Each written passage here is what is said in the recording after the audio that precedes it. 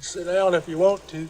Right in the middle of what's going on. I'm in the middle of an interrogation. Take a seat, young Skywalker. The middle children of history, man. Middle of the day, Alfred? Please, take a seat there. Right now, I'm in the middle of nowhere. Stop the middle, it's a base hit! Meeting in the middle. Like. They fought for the freedom of middle. The middle of a The middle of a In the middle of a war! This is freaking ridiculous! Why don't we have a seat and talk it over? No! Not the middle seat! Hop aboard for a safari-like adventure as we venture into the Middle Seats podcast, the best seat in the house for all things movies and entertainment. I'm the top dog around here, Andrew Auger. Let's meet the rest of this movie cinephile animal kingdom, as we call it a little bit. He's as cute as a chipmunk and as huggable as a sloth, Mr. Nate Lungarini. As long as I'm a cute and cuddly furry creature, I'm a happy camper. Yeah. Don't give me scales. I don't do well with that. So I wrote two for Jake. I want to read them both, just because I like them both. I'll read the first one. It's kind of, this one's kind of basic. I wouldn't need to be Dr. Dolittle because I talk to this animal all the time, Mr. Jake Hensler. Oh, that's pretty good. That's a pretty good one. I like that one. And then the second one is... That's a borderline compliment. He's as cute as a koala, but he also probably has chlamydia, Mr. Jake Hensler. There it is. There it is. That's the one I was waiting for. I like them both, so I had to read them both. But. Yeah, that's fine. You couldn't settle for the compliment. You had to find something else. Neither one's great, Jake. Astute listeners will note that my animal puns kind of imply that we are talking about an animal-like movie today. If you're just joining the Middle Seats podcast for the very first time, our show is divided into three distinct segments. It's 3.5. I'll explain what that means in a bit. We always start with a crew-selected topic we talk about for 10 to 15 minutes called Lobby Talk. Then we go to our box office draft update, which Nate will get into in a little bit. Then we get into the big news of the week, and then we move into a feature review with a non-spoiler and spoiler section. This week, it is of the adaptation starring Robert Downey Jr., the third attempt, I believe, to adapt Dr. Dolittle. This one's simply called Dolittle. If you are watching this video on YouTube, welcome. We are available on many platforms, but thank you for listening to us to the boob tube. I don't think that's what they call TV, so whatever. What are you on today? I don't know. This video will only include lobby talk and news segments. If you are looking for our Dolittle review, it is in a separate video, so look for it there. There are a bunch of time codes in the description below, so if you want to listen to one specific part of the pod, you can find those time codes and skip ahead. We hope you join us for all of it, but we understand that you are busy people. Thank you for giving us some of our time. Anyway, let's move on to our lobby talk segment, and this week the onus is on Mr. Jake Hensler. Let's all go to the lobby. You're in the lobby? What do you look like? I will blow up the block before you can make the lobby. All right, it was a bit of an easy week to pick a lobby talk because the Oscar nominations came out exactly a week ago as of this recording. And I figured we would just talk about that because by the time you guys hear it, Oscar season will be in very much full effect. So we're just going to shoot the crap, because I can't say the other word, about the Oscars. Or you could have just gone with breeze. Breeze? Shoot the breeze? Yeah, that's a thing. I've never heard that. I've never heard that either. That is definitely a phrase. 100%. No, it must be a weird Jersey thing. No, that's a weird old person thing more than anything. All right, Jake, let's cut the cheese on it. All right. So first of all, at least in the acting categories, looking like a relatively simple Oscar season, unless they decide to throw us a huge curveball. The front runners from early on have been Joaquin for lead male, Brad Pitt for supporting male, Renee Zellweger for lead female, and then Laura Dern for supporting female. So yeah, I almost forgot who the lead was, but it's Renee Zellweger for Judy. I haven't seen it, but they all just won the Screen Actors Guild Awards. They've been the front runners from the beginning, and it looks like they're going to take home the acting awards. But the rest is still kind of up in play. There's a lot of movies, some surprises, like honestly Joker getting the most nominations of any movie this year. I don't think anybody predicted that. Definitely not this crew. No, definitely not. Yeah, predicting maybe a little bit. You can kind of see things like that coming, but man, like 11 is just like Lord of the Rings. Lord of the Rings got 11. Return of the King. Exactly, and I know I'm the high man of the three of us, and even I was like, "What are we doing? Why 11 nominations for Joker?" Yeah, Jake. Before we run down what we think is going to happen and who the main contenders are, let me just go through who is nominated for Best Picture. So we've got Ford v Ferrari. We have The Irishman. We have Jojo Rabbit. We have Joker. We have Little Women. Marriage Story, 1917, Once Upon a Time in Hollywood, and then Parasite. And Jake, what are the main contenders out of those few? Nothing is ever 100% like always going to happen with the Oscars. Sometimes they're unpredictable. Sometimes they just decide not to follow the trends. But generally speaking, for a movie to win Best Picture, it's almost always nominated for a writing, directing, editing, and some kind of acting. In play leaves, I believe, Once Upon a Time in Hollywood, The Irishman, Parasite, Joker, and there's one I'm missing. 1917, right? Yes, that's I haven't seen that one yet, so I forgot about it. But I think those are the 5 front runners for Best Picture right now of the 9 nominated. And I think the top out of those 5, and has separated itself a little bit in recent days, is 1917. Yeah. You can just feel it starting to pick up steam as the season goes along. Like, we talk about how little the Golden Globes actually mean, but when paired with other things, the Golden Globes can have significance. So 1917 won the Golden Globe, and it won the PGA as well. There hasn't been a movie that has won both and lost Best Picture since, like, the early 2000s. So that's a good sign for 1917. There's some precedent there, yeah. Yeah, right. So, I mean, I'm not a big believer in one singular award meaning something, but I do believe in trends.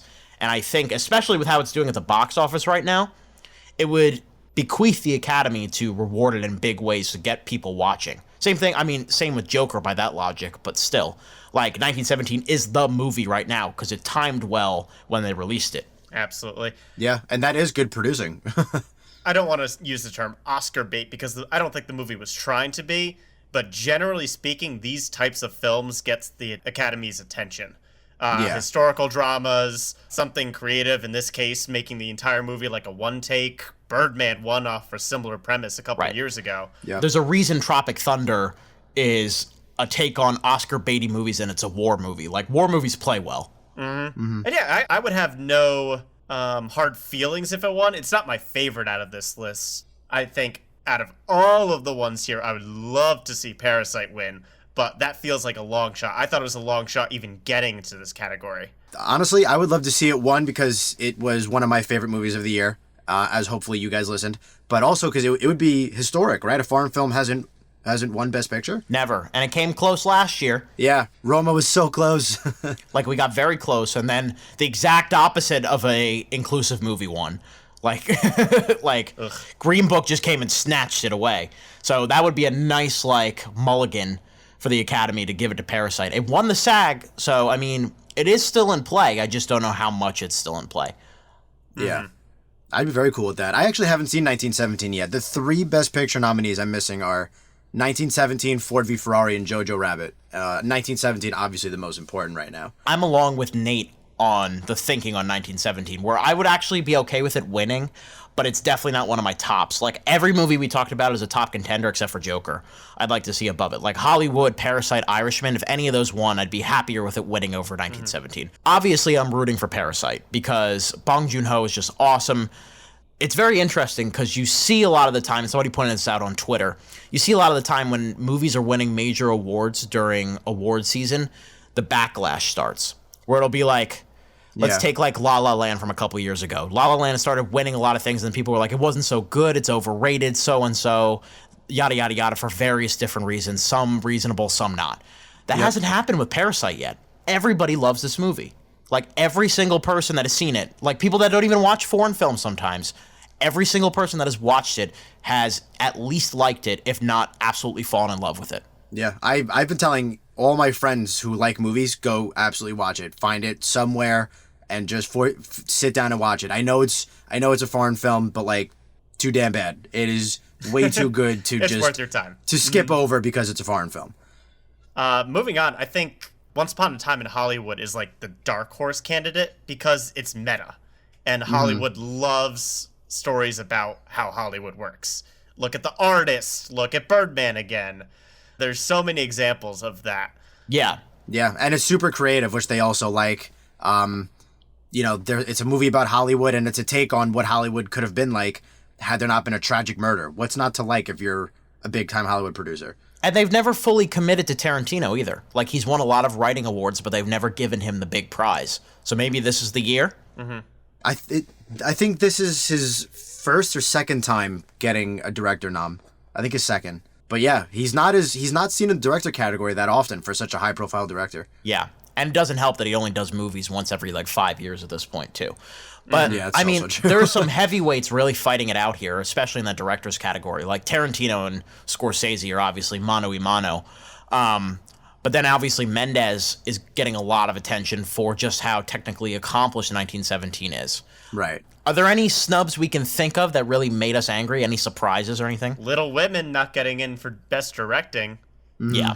I personally would have liked to see Noah Baumbach in there too, because I loved Marriage Story, but you can only get 5. I think all of us would agree that one of those two should have probably taken Todd Phillips' place. I don't want to speak for everybody. No, but definitely. Yeah, we all gave Joker middling to pretty good reviews, and I don't think any of us really praised Todd Phillips' direction. It was all Joaquin Phoenix, and he is justifiably in Best Actor, but I wouldn't put him in there. I think Phillips did get a very good intense dark tone to it, which fit the movie, but it wasn't directed better than Marriage Story, Little Women. Right. Yeah, I'm glad that Little Women did get a little bit more than I expected, though. It was right there in the writing categories. Obviously, Saoirse got her nomination. I was giddy when I heard that Florence Pugh got nominated, because that's amazing. I wasn't expecting that. It came at the cost of J-Lo, which surprised me. Hustlers, I think, may have just peaked too early. That was the big problem for that one. But yeah, Little Women got a little bit more love than I expected, especially in some of the supporting acting categories. Yeah, which I'm very cool with. I loved Florence Pugh in Midsommar, and I thought she was really good in Little Women, and I can't wait to see what she keeps doing. So I'm very happy that she's getting recognized. A fun little trivia bit, I think, is about Scarlett Johansson. She's in both supporting actress and leading actress, which does not happen often. That's very impressive. What a year for her. Avengers Endgame and then this. Best year of her career and worst year of her career. I've been saying that over and over. Got engaged to Colin Jost. High point, said she could play a tree. Low point. Just weird balance. You know how it is. Reality often balances itself out, as our good friend Thanos might used to say. One thing I want to bring up, as far as score goes, John Williams is in there for Star Wars, which, is fitting. It's fine. So he's won 5 Oscars. Can you guess how many times he's been nominated? Is a trillion an answer? Yeah, I was gonna say. I was gonna go. It's a little lower than that. I'm gonna go with 20. It's a little much, but Nate. I'll go high. I'll go 34. Oh. So I counted twice just to make sure. He's been nominated 52 times. That's ridiculous. 52 times. His first win, I think, was Jaws, if I remember that correctly. And he's just now Star Wars Rise of Skywalker is his 52nd nomination of his career. That's unbelievable. That's what happens when you put out banger after banger. Yeah, when you're just the OG of the music scores. Yeah. Star Wars Rise of Skywalker getting 3 nods, Avengers Endgame only getting 1. That's presented without commentary. I don't have any opinions about that. I'm just saying it, obviously. And you know what's funny? There's a good chance that neither of them win as many Oscars as Suicide Squad did a few years ago. Oh, okay. I think that's a good pivot. It's a good pivot point to wrap up before I start to getting enraged a little early tonight. I had to. So what are your guys' thoughts on the Oscar nominations? Please comment, let us know. Is there any big snubs that we didn't talk about? We didn't even talk about Sandler. We didn't talk about Dafoe and Pattinson, but there's just too much to cover. We need to move on in the show, and Nate now is going to take the floor a little bit and talk about our box office draft and give us a very key update in that. Let's make some money! All you care about is money. The box office disaster. Money, money, money. Alrighty, let's get into the box office update. Now, just in case you haven't been caught up on what the box office draft is, a few weeks ago, Jake, Drew, and I all drafted a set of movies, fantasy football style. We went in snake order, picked our movies, and we'll go through every week and see how they're doing at the box office. We look at domestic numbers, and whichever team makes the most money at the end of the season, ending in April, wins the draft. The loser of the draft has to watch a terrible movie that the other 2 people get to decide 3 times in a row. So we are officially past the crest of Star Wars. So the box office is really starting to even itself out, and that means that our race is closer than ever. I'm still maintaining a lead, and I'm getting a big bump because Bad Boys for Life, so much better than any of us expected. We're talking about like a 60, possibly $70 million opening, which is crazy. To quote Martin Lawrence, shit just got real. Yeah, so I'm sitting very pretty right now, and poor Drew is falling way behind, even with that big Star Wars bump, and won't have another movie coming out until Sonic the Hedgehog.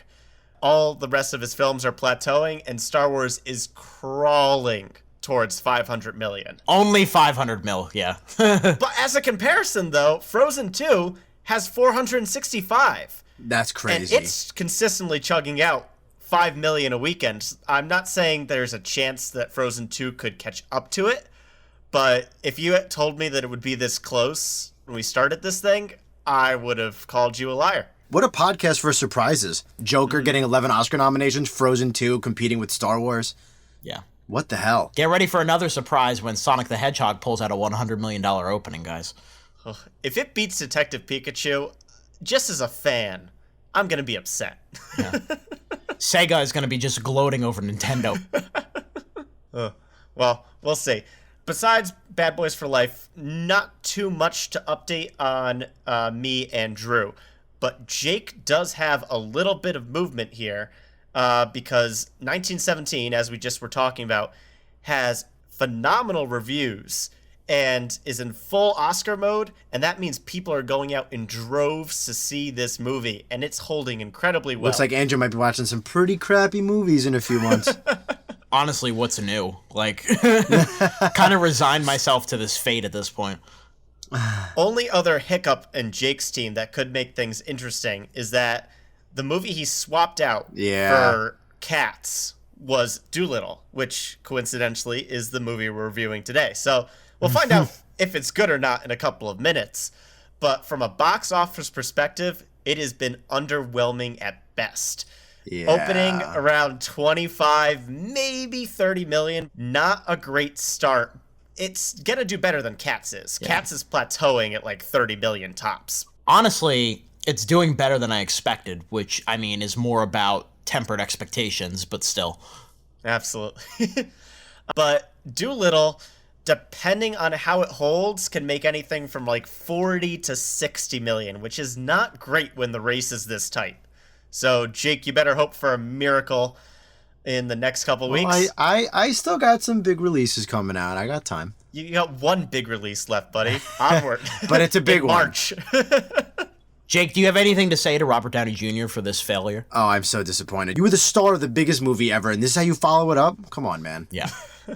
So that's really it. We're kind of in a holding pattern until one of us gets another big hit. But Bad Boys for Life and Dolittle are our new additions to the roster, and I'm sitting pretty. Jake, not so much. Well, you're always pretty, so it doesn't count.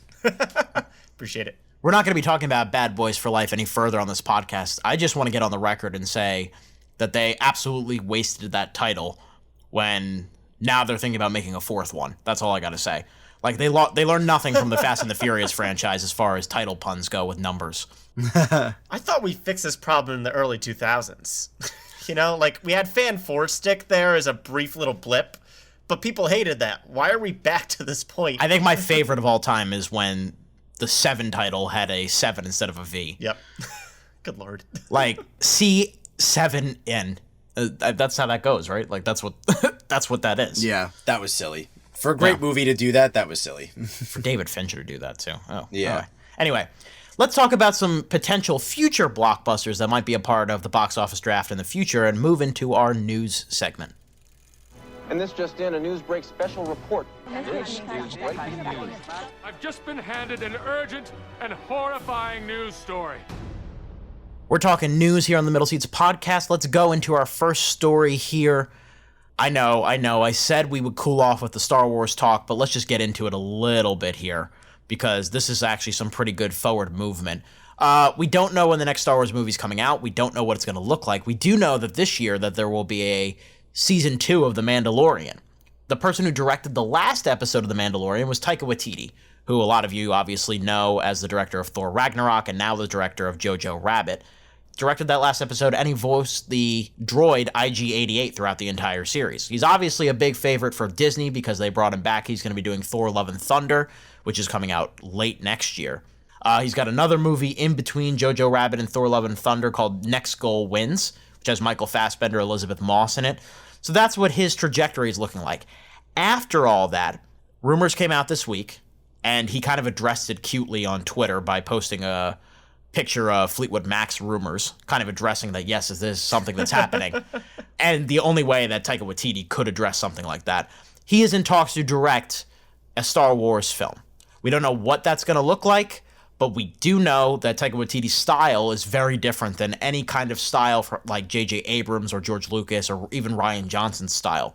Completely different as far as visual and comedic tone goes. So with that being said, I guess the question is very simple. Would you guys be interested in a Taika Waititi directed Star Wars movie? Nate, let's start with you. As long as it isn't the writers of Game of Thrones working on the Star Wars project, I'm happy. Shots fired. They were in talks for Disney's next Star Wars trilogy and then were booted out. In terms of these rumors, the current ones, Taika would be interesting. He definitely has more of the humor aspect that was more present in the sequel trilogy, and it would be continuing on with that Marvel-ish type of humor, but without being too, run-of-the-mill. Taika Waititi definitely has his own voice. Like, just look at Thor 3 compared to the other movies. It's less about the quips and more about just weird humor, awkward situations, and that can be a lot of fun. In terms of it fitting into a Star Wars mold, I'm curious. I don't know if it's going to blow me away just off that premise alone, but it's exciting. Jake, I know you're a big fan of Thor in general, and especially Thor Ragnarok. What do you think of this? Yeah, his visual style for Thor 3 was awesome. So by that alone, I'm down to watch him do a Star Wars movie. I personally would rather see Rian Johnson, but I'm not as familiar with Taika. I didn't see Jojo Rabbit yet. I've seen a little bit more of Rian Johnson, and I know I like his Star Wars ideas. But yeah, I think that's a great idea. He's quirky, he's unique, he's got a great visual style, he can handle indies and blockbusters. I'm totally fine with that choice. We can't really speak to what the plan is going to be as far as the films he's going to potentially make. Like, we have no idea if it's going to be part of a larger trilogy or if they're just going to be one-shot ideas, like quick standalone movies that take place in the Star Wars universe. I think I would prefer him to not work within the parameters of setting up like a longer story. Agreed. I think he works better in smaller, isolated doses. I can definitely see like a good Star Wars underworld story. It's kind of like a longer extended version of a Star Wars version of the Sakaar segments of Thor Ragnarok with Jeff Goldblum's like Grandmaster world. Like something like that, just isolated with Taika's storytelling and his sensibilities, I think would work really well. I mean, I'll see anything he does. He's the hot name right now. Obviously, like I said, he's gotten a lot of traction since Thor Ragnarok. Yeah, big favorite over at Disney, obviously, as well. And it's deserved, you know? Like, he works his butt off. He's been working underground in the indie fair for probably a decade at this point. Two great movies, What We Do in the Shadows and Hunt for the Wilder People, coming before Thor Ragnarok. Both great, underrated movies. If you haven't seen them, please check them out. But again, he's just been building his voice. So I just hope if they do allow him to make this movie, that it's not Kathleen Kennedy trying to silence him like she tried to do with Lord and Miller when they were making Solo. Like, they know what they're getting into with him, especially working with him on Mandalorian. Don't try to censor that. Yeah. Speaking of Solo, I kind of wish we could retroactively go back in time and put him in Solo's shoes there. I think he would have been a great voice for the character because in the original trilogy, Harrison Ford was kind of like the audience surrogate in a way of just like, what the heck is this all about? I don't know. I'm just going to shoot the thing. Yeah, Nate, you're actually right. Yeah, that's so up Taika's alley. I think that he would have been a great voice for it, and obviously it's too late now. Yeah. But I don't know if there's that type of character in the Star Wars canon. Now, hopefully they can make a new character to kind of fit that mold. Yeah. But I don't know. Would be interesting. I do agree with you, Drew, though. I definitely would prefer a solo adventure not Solo the character, like a individual self-contained adventure to an overarching trilogy. I think that's too much. I just don't think we need that period anymore right now for Star Wars. Like, they need to know that. Like, the last 2 trilogies have been divisive, so let's just go with explore this universe like we've been asking for decades since Return of the Jedi ended. Yeah, we don't need any more, like, they're great. We love the Skywalkers, but we've seen plenty of them, and very recently. Let's go elsewhere. Right, like we don't need to see the same 5 families over and over again. I know. Let's move to a very different Disney property, folks. Before Disney acquired Marvel and Star Wars, a lot of their brand was Pixar and Disney Animated, and then a bunch of live-action PG adventure films, for lack of a better word. Obviously, there was that golden era with Pirates of the Caribbean. There was Hidalgo. I don't know why I'm including Hidalgo as part of any kind of golden age, but it happened. Same time period. And also part of that was the National Treasure movies. Now, the first film came out in 2004, of course, with Nicolas Cage in all his glory, kidnapping the Declaration of Independence. It made over $340 million worldwide. Second film made even more. He kidnaps the president in the second film, and he made $457 million worldwide. Then, like the Avatar, he vanished. Benjamin Gates, the character, vanished, and apparently now Disney is in development for National Treasure 3. It would be, at this point, it's been 13 years since the release of Book of Secrets, which is the second one. It does not say if Nicolas Cage is coming back. I'm sure he will be. He's said in the past he's game. It does not say if this is going to theaters or Disney+. He's game for everything. He does anything that people ask him to do. It's true, yeah. Yeah. If Disney's going to offer him a paycheck, he will absolutely be the first one on that set. He'd play 3 roles if he had to. Yeah, it's a good point. He does everything. I don't think he's very discerning with his scripts. It still remains to be seen if this is going to be into theaters or Disney+. I'm sure they'll probably put it in theaters if it made that much money. And like a lot of people are like anticipating this. I don't know if it's in a meme way or anything else. We've got our pitches for what we want to see in a National Treasure 3. We'll get to those in a second. First, preliminarily, Jake, are you excited for the idea of another entry into this long dormant franchise? It's got to be goofy. I haven't seen it in a while, but I remember enjoying the first one when it came out as a kid. I did not see the second one. So I wouldn't say I'm excited for it. I wouldn't say I care all that much, but if you want me to care, you have to make it more fun. Absolutely do not take it seriously. Play to your strengths. Know that people want to watch it for nostalgic reasons, and I don't know, that's really it. I'm not surprised they're doing this at all. They are preying on our nostalgia. Now, Nate, I know what you're thinking. What took so long, right? I am a fairly large fan, I guess you could say, of the first one, but a lot of that definitely is nostalgia talking, because you have to understand that this was the bus trip movie. I went on a lot of bus trips as a kid, and it was on every single time. Doesn't matter the group.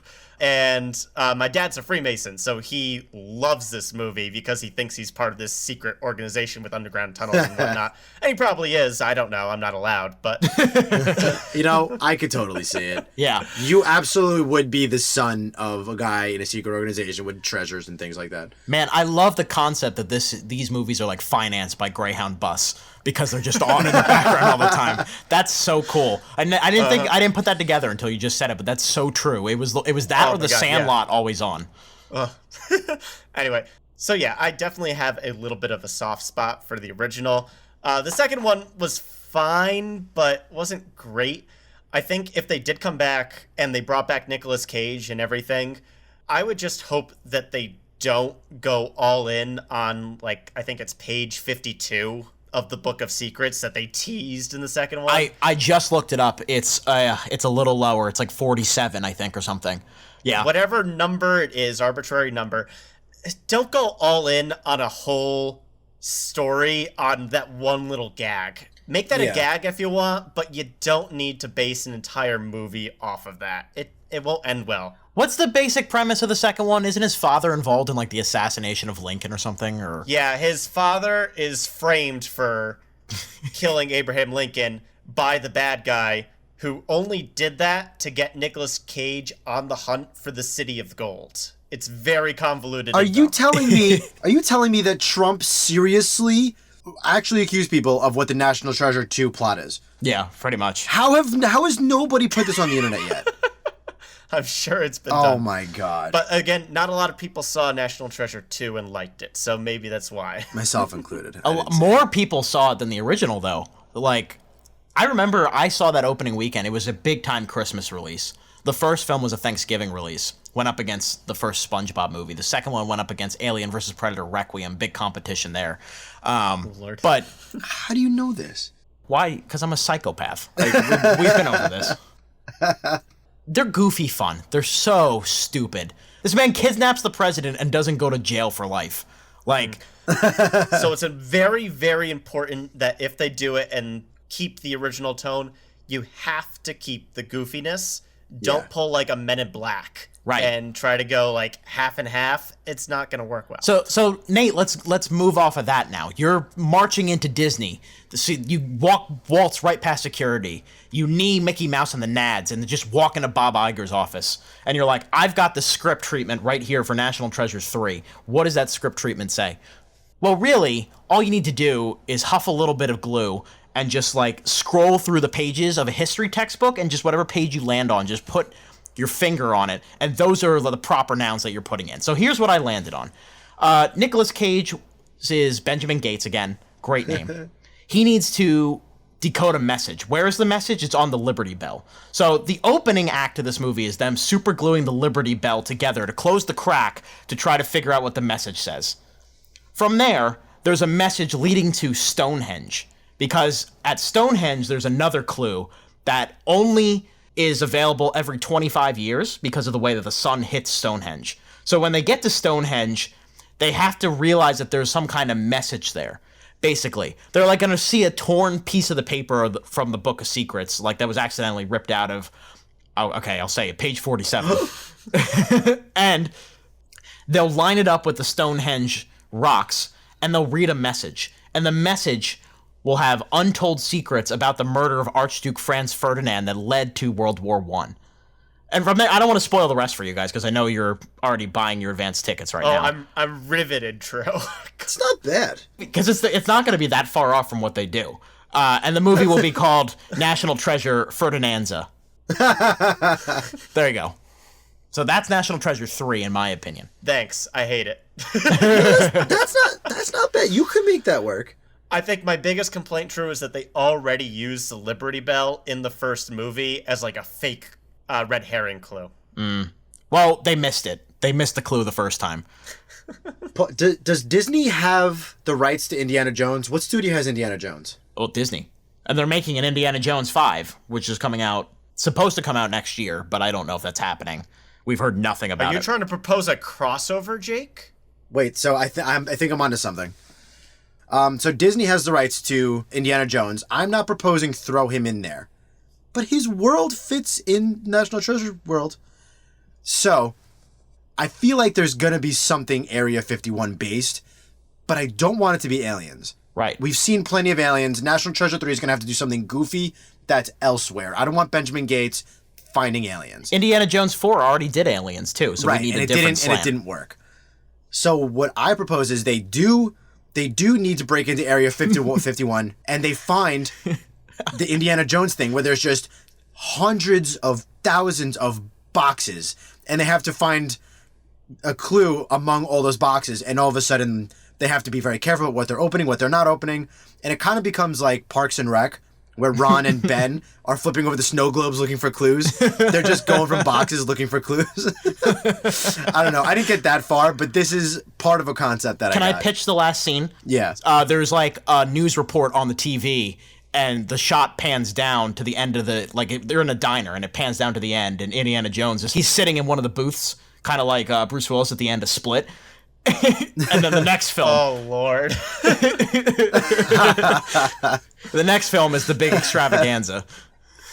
And they're going to almost open the Ark, and they're going to be like, wait, there's something about this one I don't think we should open. Can you imagine them going to Harrison Ford's house and pitching this shit to him as a crossover? He'd say, get the out of my house. They would kick him out of the house, yeah. Oh, my goodness. The last thing we need is a long-running 6-movie plan to the National Treasure franchise. I would almost want it to be like no Indiana Jones characters get involved, just a little Easter egg for fans, like, oh my god, they're in the place that Raiders of the Lost Ark ended. How cool would that be? And then just that. Then leave it there. Yeah. Don't do anything else. But, like, how bad was Glass compared to Split? You know? Once you reach that crossover point, it needs to be good after the fact. And I guarantee you, it would not. That's why I'm saying just make it an Easter egg. Don't make Area 51 aliens. Go where Raiders went. But then just leave it there. Don't even do anything else with Raiders. Leave Raiders alone. See, the way I see it is that they can improve on their work, Nate. It's just kind of like they can improve the concept. I don't know. I think it's a disaster waiting to happen as I say it. But I just love this conversation is a disaster. Yeah. I came up with this in 5 minutes. I just love the idea of Harrison Ford sitting in a diner booth eating like an eclair with his whip in his hand and then his like hat in the other and like as Nicolas Cage runs in with God knows what in his hand. Yeah. Somehow I don't think Disney's going to go for that. But also I don't think they're going to go for a movie that relates to World War I as well and conspiracy theories. So we have a little fine-tuning to do. We have a lot of time before National Treasure 3 comes out, so we'll obviously do a little fine-tuning with our ideas. But I would say I'm very proud of what I came up with there. Talking about a movie that is coming out a lot more closer to now than National Treasure 3, let's completely switch gears and talk about a movie. We kind of talked a little bit about crossovers with Indiana Jones and National Treasure. Now we've got a different kind of crossover. Here's the trailer for Morbius. I should have died years ago, and I'm running out of time.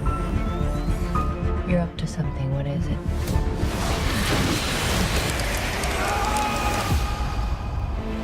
I went from dying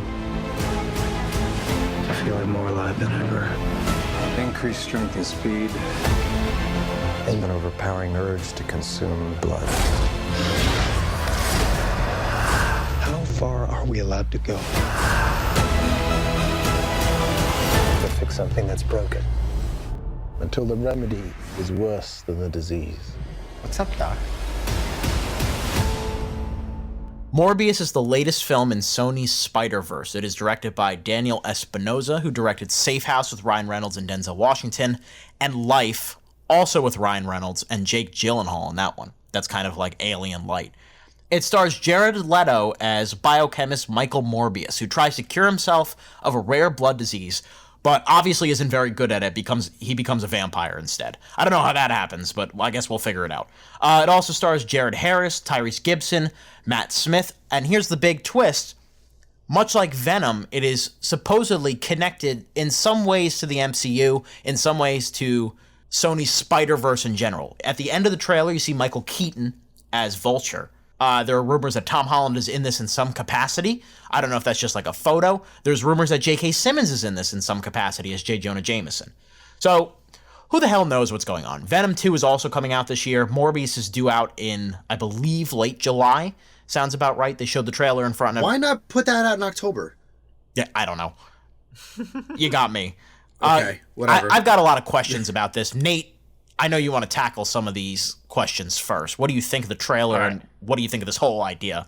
All right, so the first thing that jumped out to me, Drew, was in your intro, you referred to this as the next installment to the Sony Spider-Verse. Do we have a Spider-Verse yet? I was under the impression we only have Venom. Yeah. They're claiming we do. Number 2. I don't know. Okay. Way too early to call it a saga, my opinion. And if you want to argue that, like, the Spider-Man solo movies are part of this now, which I guess Sony is going to try to do. Which the trailer argues, because they go from the creators of studio. Homecoming, Far From Home, like their big closer is Venom, and it's like, ugh. Yeah, Sony, Marvel made a movie and you put it in theaters. I'm gonna call them out as the leeches they are. You know, like, you got the rights to the character, you might have distributed the film, but Marvel put the movies together. The exactly. good ones, at least. You took Marvel's movie and you gave it to the theaters. You didn't do anything. All right. So, taking it down, I'm already getting heated. The trailer itself, it feels like Venom 2.0 for me, doesn't it? There's already a big scientist character. He wants to become stronger. In this case, he's trying to overcome his handicaps. I don't know exactly what his condition is. It's some sort of weird makeup disease, as far as I can tell. Does anyone feel like they're using the same sets? Like, they look like they're in the same sets. I wouldn't be surprised. It's all the glass. Yeah, it's a glass, dirty hallway. I swear to God. No lighting whatsoever. But yeah, It's the exact same setup as the main villain from Venom, but now he's our anti-hero protagonist, I guess? I don't know. I'm not familiar with this character. I don't know if he's any popular or not. All I know is that he just looks like a vampire, but they didn't call him one in the trailer, so that's about all I got for that. Jared Leto. Hopefully he's good. Sometimes he's weird. Yeah. That's one way to put it. Yeah. Sometimes he's weird. Yep. Well, he already ruined one character, so will he ruin two, Jake? Listen, I was a little excited for Venom because I love Tom Hardy, and not to reiterate last year how we just loved Tom Hardy, and that was it. Okay, so Venom did not turn out well. Tom Hardy turned out well. Jared Leto is not the actor Tom Hardy is. I'm not confident in this at all. If Venom, a very, very popular character with an A-list actor, didn't go well, what do you think is going to happen here? You do not have the chops that Marvel has to distribute or make this movie, and you're just kind of reaching for characters to make people interested. I really do not think this is going to go very well. The best part about the trailer was Michael Keaton coming in and giving his Michael Keaton grin, and the music I actually thought was kind of cool. But other than that, I watched it and went, okay. Yeah, I'm kind of done with Jared Leto, to be honest. Like, we were cool when Dallas Buyers Club came out because I thought he was awesome in that and he deserved the Oscar. And then he ruined Joker. I mean, that obviously wasn't all him, but still, dude. Like Phoenix and Ledger waxed the floor with you in the span of like a sandwich of 12 to 15 years. It's not cutting it, man. I love the idea that they called Michael Keaton to set. They shot that, they put it in the trailer, and they didn't tell Kevin Feige, so he's just getting like 30,000 texts as the Morbius trailer goes live. Like, why the hell is Keaton in this trailer? Yeah. That was the best part of the trailer. Yeah. And if Sony trailers are anything to go off of, like they did this with Venom, they've done this with a lot of films, that last bit is going to be at the very end of the movie. Like, this is essentially going to be Nick Fury coming in, I want to tell you about the Avengers Initiative at the end of Iron Man. Like, I wouldn't expect too much Spider-Verse building in this movie, so if you're excited for that, I would temper your expectations a little bit. You know what this has written all over it? Dark Universe. Major vibes. Of course, the Dark Universe, when they made that Tom Cruise Mummy movie and then made no more movies, even though they planned like 7. They had the cast take a photo together and then scrapped every movie because the Mummy was so terrible. Like, Venom 2 is coming. That'll make a lot of money. Andy Serkis is directing that. Woody Harrelson coming in as Carnage. You would hope that'd be better. I mean, I'm not going to make any guarantees till I see a trailer. Or I'm not going to make any guarantees until I see the movie, to be honest. Like, I think this kind of looks like doo-doo, to be honest. I'm not into this. Do we know what it's going up against? It comes out late July? Yeah. I don't know off the top of my head. I don't really care. Well, my theory is if it doesn't make money, maybe they'll try and start making good movies. What a novel concept. Tall ask, man. Yeah. We'll be probably talking a lot more about Morbius, a big budget blockbuster coming out late in 2020. That will do it for our news segment and for this video containing a lot of great stuff for the Middle Seats podcast, but we have another video with even more great stuff, our review of Doolittle. Look for that on our YouTube channel. Of course, you can subscribe and find us in a bunch of places. Keep that seat warm, everyone. We'll be back soon.